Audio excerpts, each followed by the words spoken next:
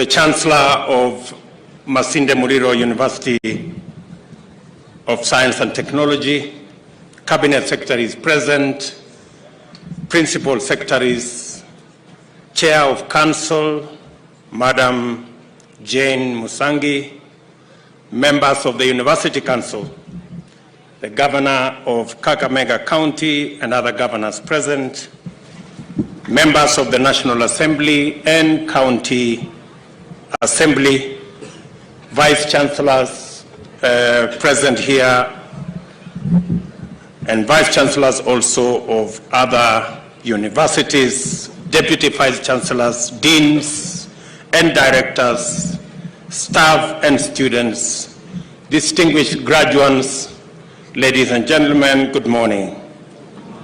I'm Jambo.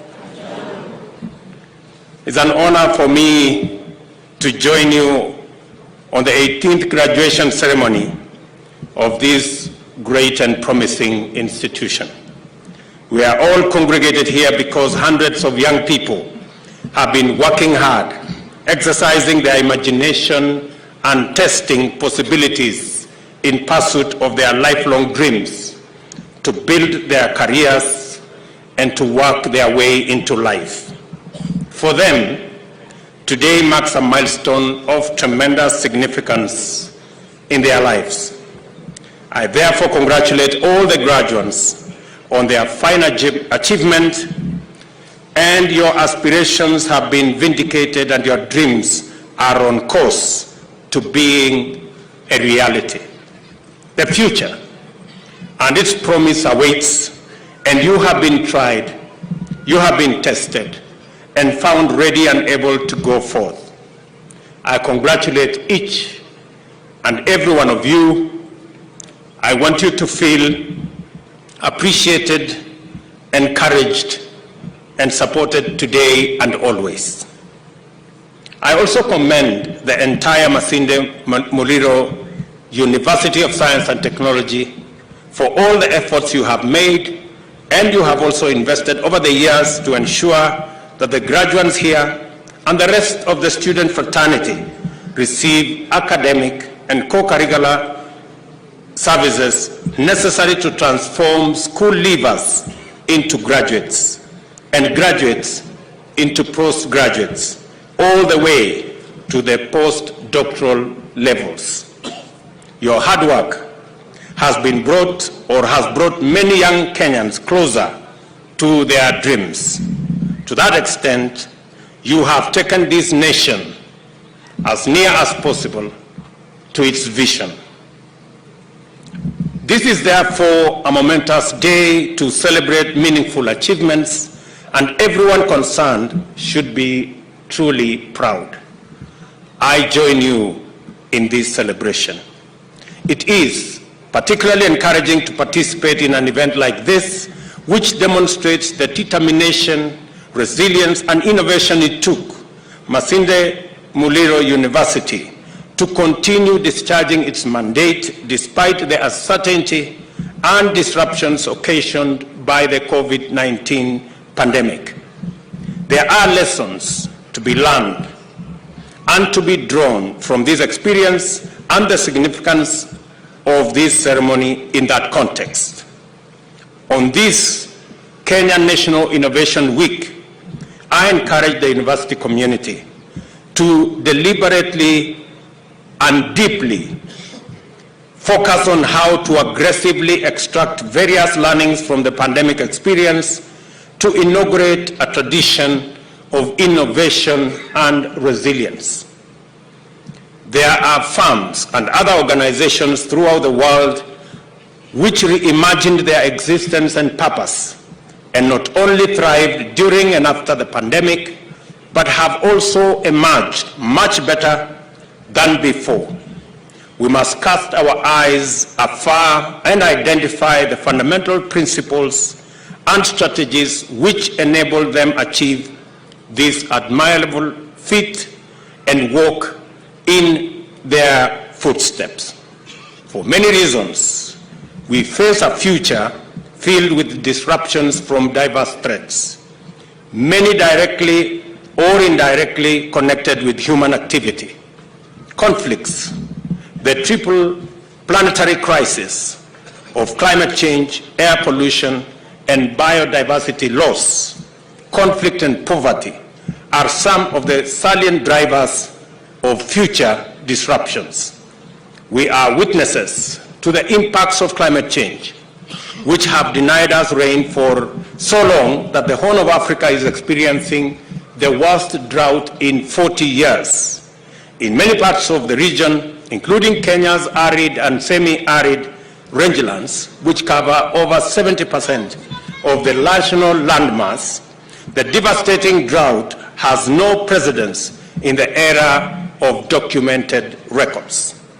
Even so, it is our crucial mandate to establish a sustainable capacity as a nation, as communities, and as individuals, and face the future with a confidence despite the knowledge that diverse adverse events, many beyond our control, always confront us.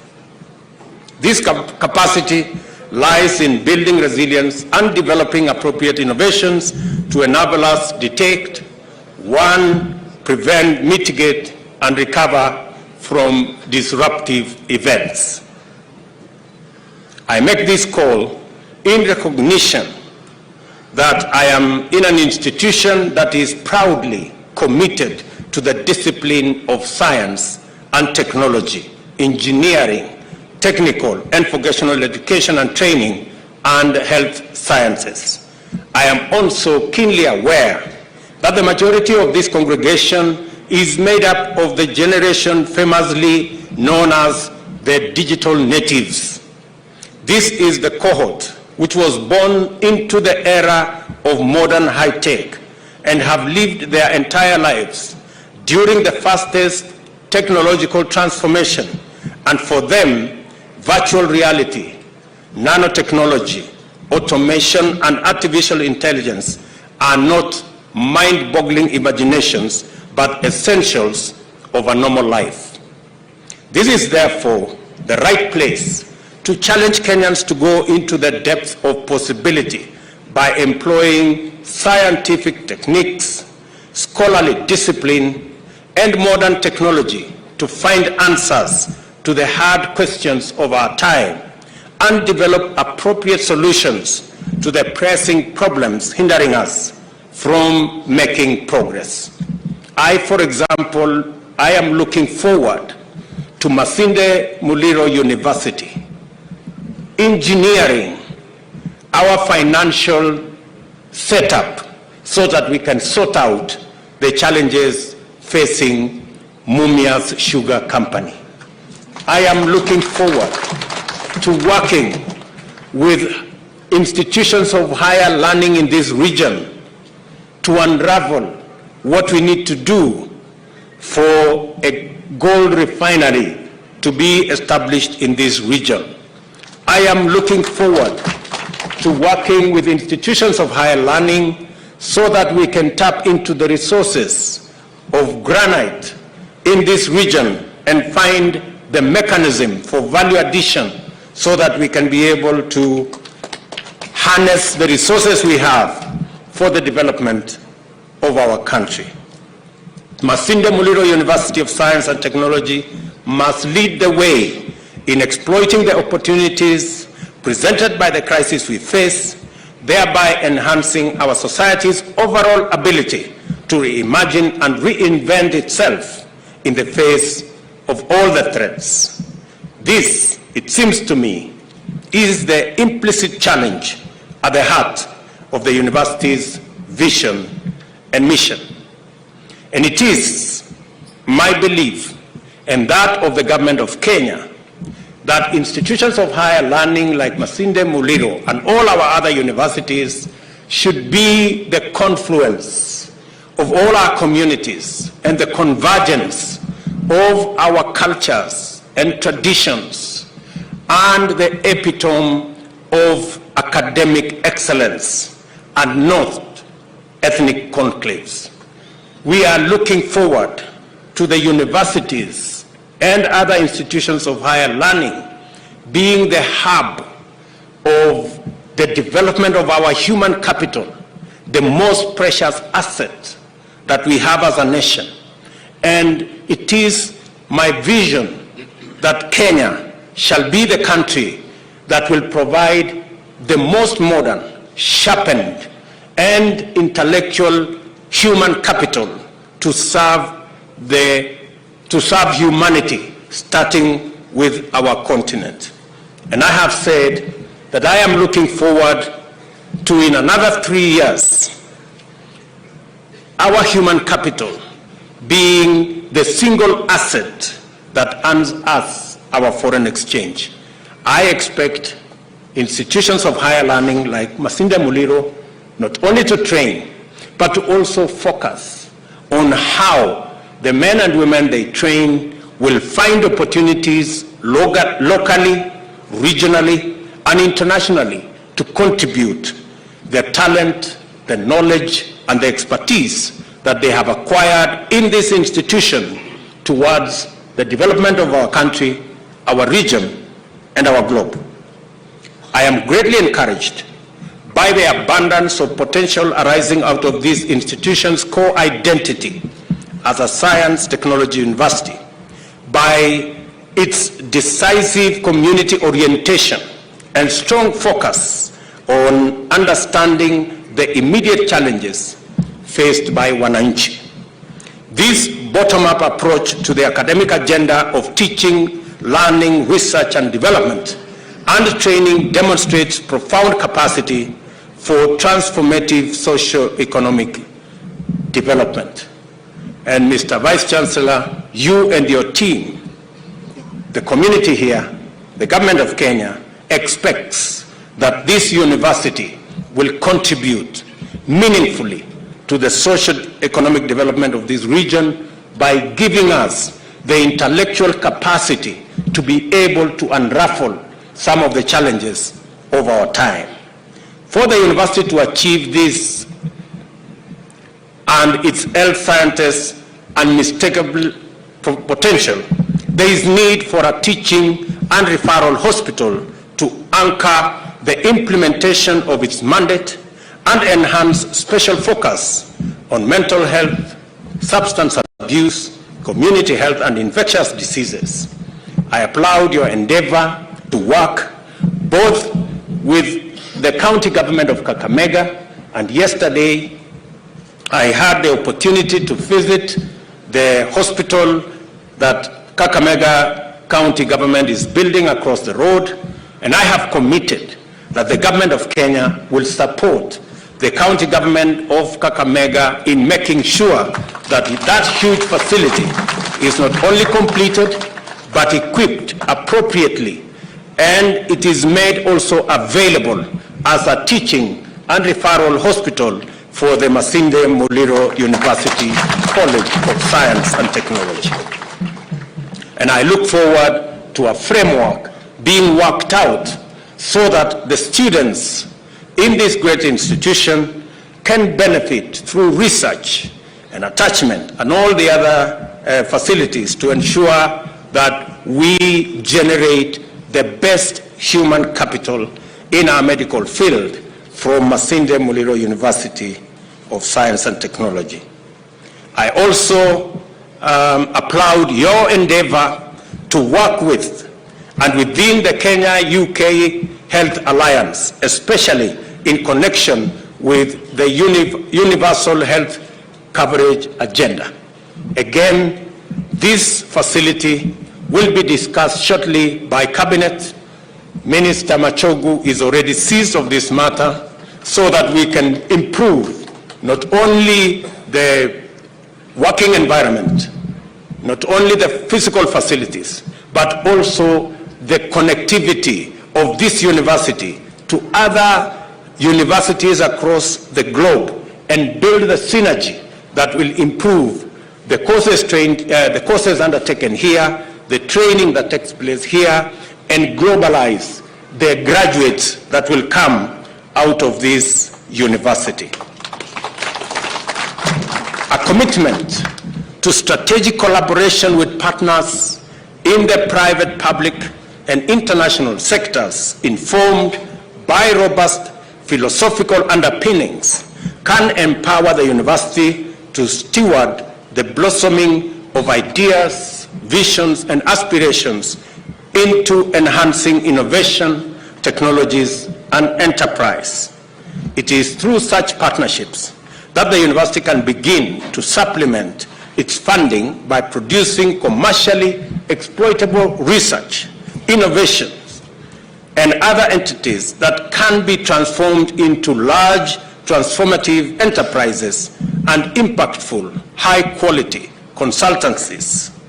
In the final analysis, this application of the university's natural advantages will contribute to socio-economic development of this region, of our country, and globally. Additionally, private-public partnerships can help address persistent challenges by increasing capacity in student accommodation and enhancing the quality of other services to international standards. And on this account, I want to ask all our universities, beginning with this great institution, to work with our Ministry of Housing so that we can give you the template and the mechanism for the construction of the hostels that you require to host all our students instead of our students living in deplorable, informal areas. And I have asked the Minister and the PS responsible to work with you. We are going to give you the mechanism and the template and organize the private sector to work with the universities so that we can develop at least 10,000 hostels here in Masinde Muliro University, because I am aware that you have the land to achieve that. And also, I want to commit that the land across the land across here, which was given by the government of Kenya to the university, and which I am told that there are people who want to pretend that they own that land. I want to tell the university the commitment of the government of Kenya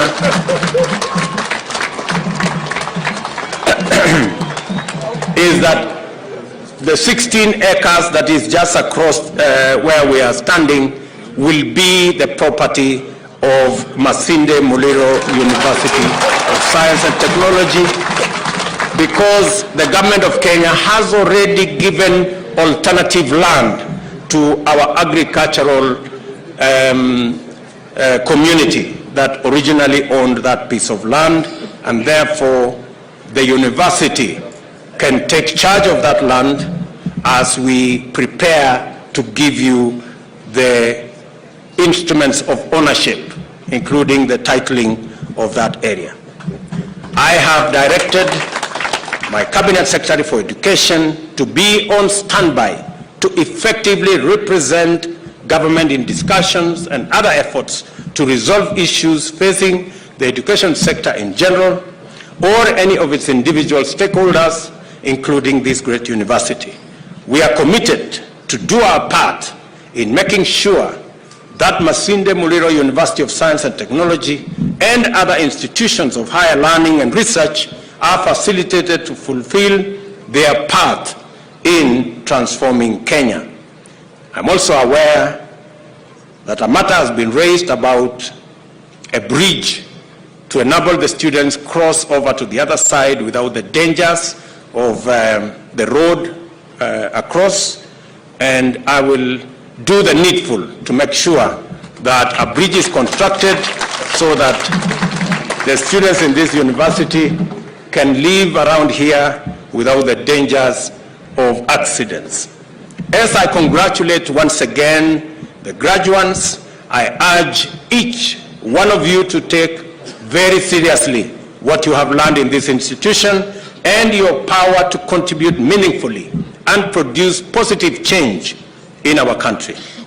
By surmounting the COVID-19 disruptions to graduate in time, you have demonstrated courage, focus, and resilience, qualities which will stand you in good stead throughout your careers.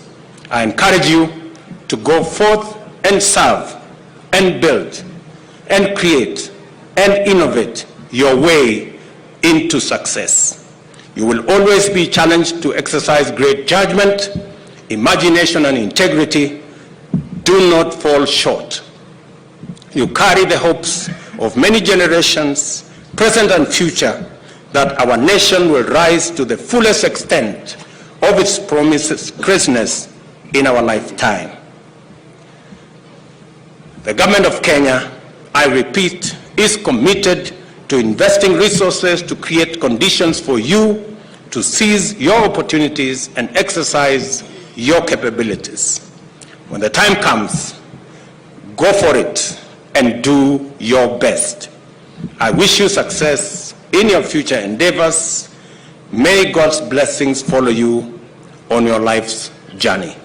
Asanteni sana, and may God bless you.